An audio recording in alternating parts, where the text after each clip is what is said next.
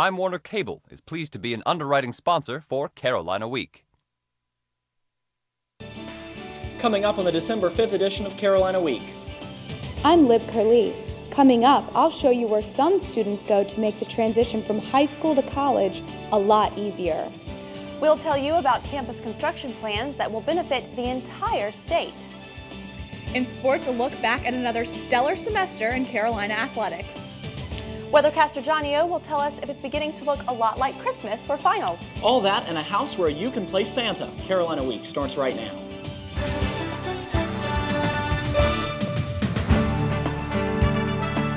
From the James F. Goodman Studio in the School of Journalism and Mass Communication at the University of North Carolina at Chapel Hill, connecting campus and community, this is Carolina Week. Hello and welcome to the Wednesday edition of Carolina Week. I'm Sarah Huffman. And I'm Adam Ruth. Thank you for joining us for our final newscast of the fall semester. We're in the midst of the worst drought in state history, and there's no major relief in sight. Area lakes have been down for months, including our main water source, University Lake. November was unusually dry, and today University Lake is holding only about 45% of its capacity. The water level is more than 6 feet below full. Orange County has an estimated 214 days of water left, far better than other counties in the Triangle, but still bad nonetheless. The lack of rain has also shortened the peak color time frame for foliage. Most leaves turn colors just before Thanksgiving break, and many are already brown. The drought might also make the trees go bare faster this fall because without moisture, they can't retain their leaves. North Carolina and other regions of the Southeast are suffering through exceptional D4 drought status. The Chapel Hill area, shown in light red on the map, is in a D3 extreme drought, which is a little better than the dark red Piedmont region. As part of its conservation effort, Duke is providing an alternative to students to washing their hands with soap and water. Students living on campus received these packages of hand sanitizer on Tuesday, and they can get refills when their bottles run dry. The university hopes each student will be able to save at least half a gallon of water each day. Some students at UNC are also working to help solve future drought problems. The School of Public Health is sponsoring a project by graduate student Casey Caldwell. It should help cities plan for water shortages that could occur 15 to 20 years from now. Caldwell develops graphs like this one to help planners across the region figure out ways to share water. UNC transfer students don't always come from other four-year universities. Reporter Lib Curlee is in the Park Library with more, and Lib, some students are taking a less traditional route. That's right, Adam. For many high school graduates, going straight into college isn't a problem. But for others, community college is an inexpensive option that can help make the transition a little bit easier. Ben Newfang is 3 semesters away from transferring to his dream school. I want to go to NC State because they're the agricultural school in the area. Because I want to be a veterinarian, that's where I want to go. He started taking classes at Durham Technical Community College his senior year of high school and is now in the university transfer program. You have a much higher chance of getting into the university as, a junior. Rebecca Egbert is the Associate Director of Undergraduate Admissions at UNC. She says transferring from community college is easier than getting in as a freshman. Whether you're coming in as an out-of-state freshman or as an in-state freshman, when you transfer in-state and out-of-state status does not matter.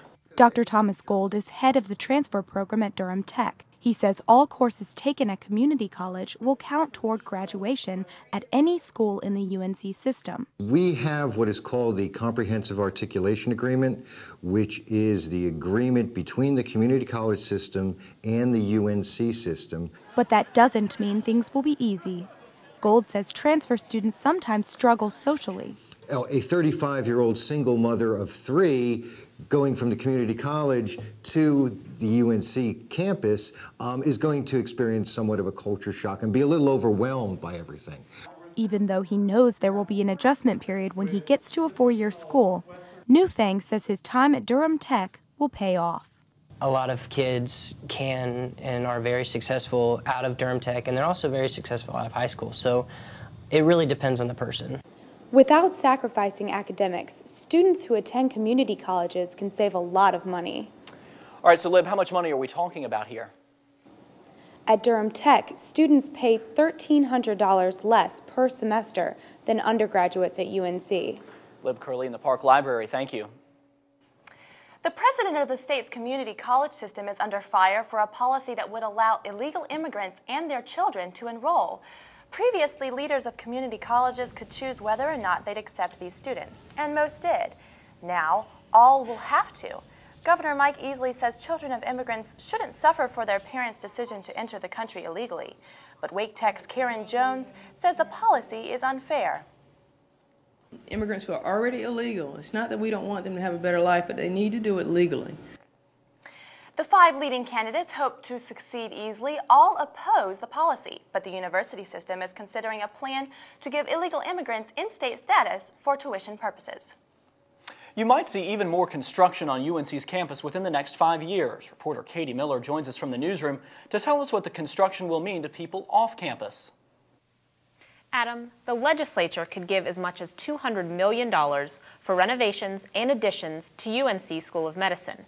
This project will benefit more than med school students in Chapel Hill. It will provide long-term benefits to the state of North Carolina.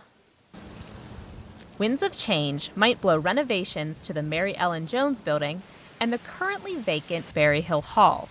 The laboratories in the Mary Ellen Jones Building would receive a $90 million makeover. And Berry Hill Hall sees $100 million worth of classrooms, labs, and computer simulation technology in its future. The renovations are part of a bigger cause to eventually increase admissions and graduate more doctors to better serve the medical needs of the fast-growing population of North Carolina. Associate Dean for Planning and Resources at the School of Medicine, Robert Marriott, recognizes the need for expansion.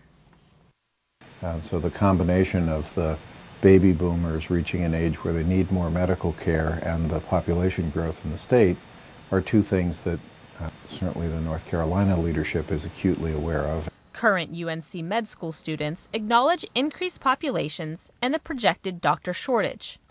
Student Congress representative for the School of Medicine, John Barry, wants to give adequate attention to his patients in the future. Providing quality care to each patient and taking the time that each patient needs, those stresses that exist now that will only multiply as the gap becomes wider between the physicians we need and the physicians we have. Planning for the expansion is in a preliminary phase, as officials await UNC System Board of Governors to approve increased admissions to UNC School of Medicine. Katie Miller reporting from the newsroom. Thank you. He's no longer at the White House, but he's still making headlines. The former senior advisor to President Bush spoke at Duke on Monday night. Karl Rove addressed a packed auditorium in what was a serious dialogue with a few lighthearted moments. You seem like a nice guy, not like the devil that they say you are. I said, give me time. Some of the things Rove spoke about included immigration, the war in Iraq, and his friendship with President Bush. Some members of the audience opposed Rove's appearance. Since you were so intimately involved with outing of a CIA agent, I was wondering, when does your trial for treason start? I don't like being slandered, and what you just said, I'll get a chance once these stupid lawsuits, civil lawsuits by the Wilsons are over. More than 1,200 people attended the event. How often do you get a call from the Supreme Court Justice? For Carolina law professor Elizabeth Gibson, that's just what happened. Chief Justice John Roberts appointed Gibson to report for the Judicial Conference Advisory Committee on bankruptcy rules. Gibson says her job will be to ensure that people appearing in bankruptcy court can carry out the law. Law School Dean Jack Boger says this highlights Gibson as a top bankruptcy scholar. One of the things it does is show that, thinking of all the 180-some law schools in the country, that this is the place where bankruptcy expertise looks best, and that she looks most responsible. Gibson will be starting her position sometime in March. When we use the facilities on campus, we often take for granted they'll be clean. But coming up, we'll show you the university's dirty little secret.